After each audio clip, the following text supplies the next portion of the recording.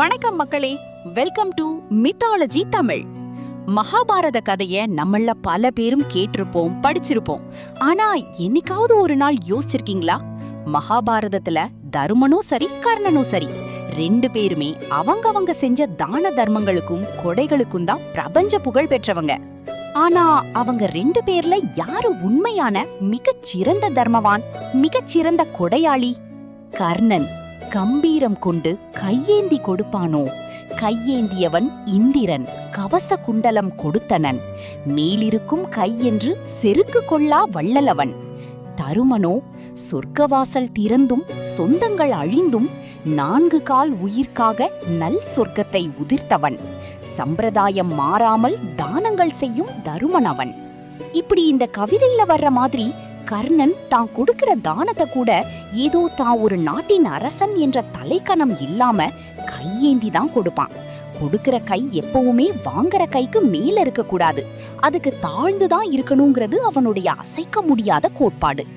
இன்னொரு பக்கம் நம்ம தருமன் தன்னுடைய நாட்டு மக்களுக்கு எந்த குறையும் வராம சாஸ்திர முறைப்படி எல்லாரும் சமமா வாழணும்னு வாரி வாரி வழங்கிய மாபெரும் கொடையாளி.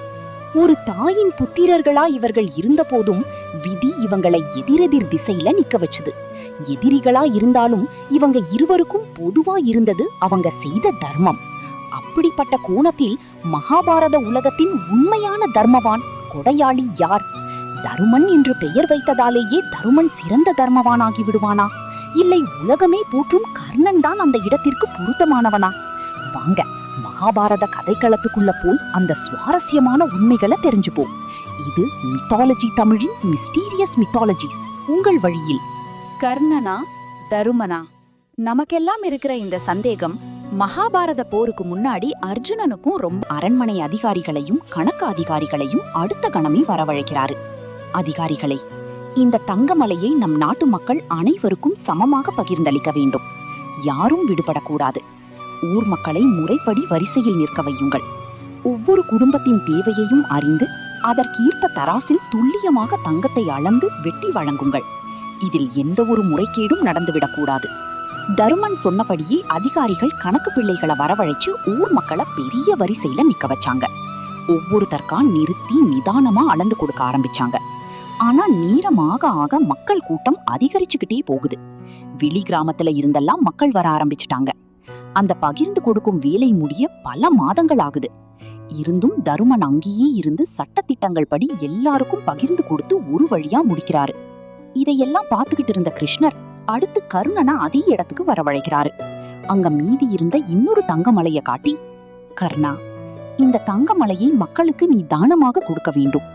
உன் கையால் அந்த தானம் நிறைவேற வேண்டும் அப்படின்னு சொல்றாரு. கர்ணன் அந்த பிரம்மாண்டமான மலையை ஒரே ஒரு நொடிதான் பார்த்திருப்பான். அந்த சமயம் அங்க தற்செயலா நடந்து போய்கிட்டு இருந்த 2 ஏழை விவசாயிகளை கூப்பிட்டு, அன்பானவர்களே, இதோ உங்கள் கண்முன்னே இருக்கும் இந்த தங்கமலை இனி உங்களுடையது. இதனை நீங்கள் முழுமையாக எடுத்துக்கொள்ளலாம். இதில் எனக்கோ அரசருக்கோ வேறு யாருக்கோ எந்த அதிகாரமும் இல்லை. இதனை வைத்துக்கொண்டு உங்கள் வறுமையை நீக்கிக் கொள்ளுங்கள் அப்படின்னு சொல்லிட்டு அடுத்த நொடியே கர்ணன் திரும்பி அவன் பாட்டுக்கு நடந்து போயிட்டான்.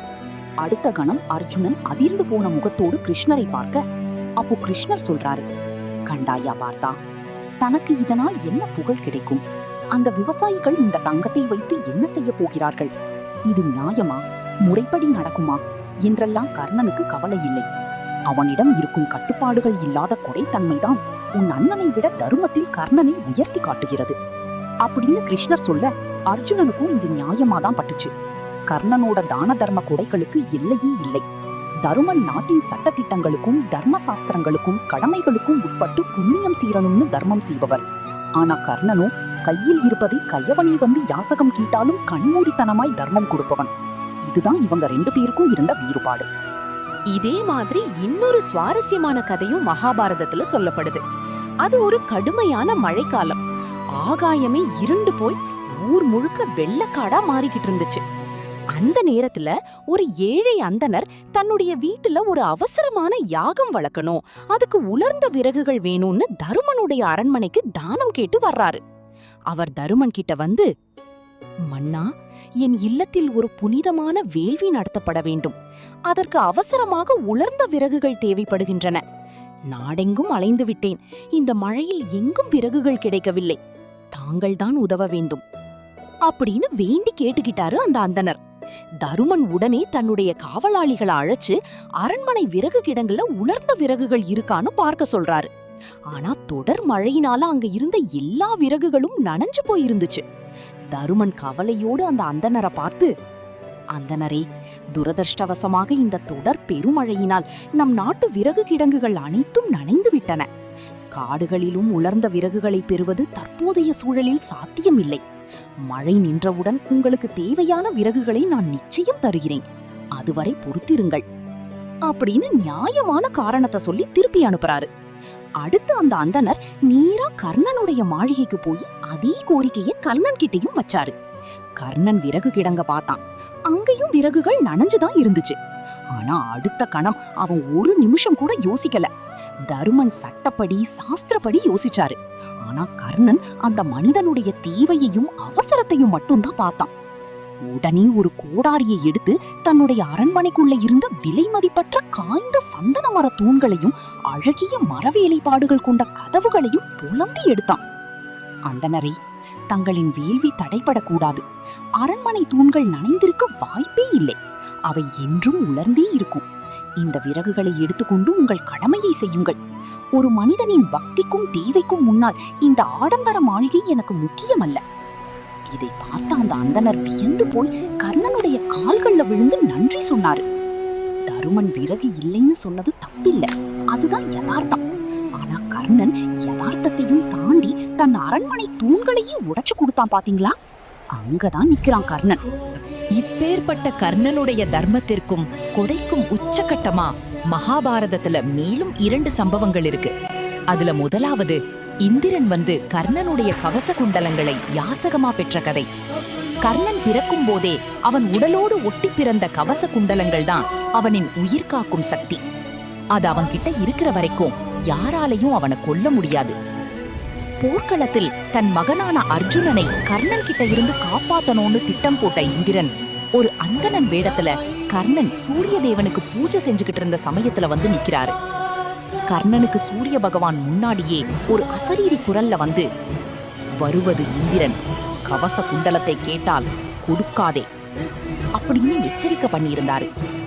ஆனா கர்ணன் கிட்ட வந்து இந்திரன் யாசகம் கேட்டப்போ கர்ணன் சிரிச்சுக்கிட்டே, மன்னாதி மன்னனான இந்திரனே, என் முன்னால் அந்தணன் வேடத்தில் வந்து கையேந்தும் போது என் உயிர் போனாலும் பரவாயில்லை, என் கொடை தர்மம் தோற்கக்கூடாது அப்படின்னு நினைச்சுக்கிட்டு, உருமாறி வந்திருக்கும் தேவேந்திரனே, நீர் யார் என்பது எனக்கு தெரியும்.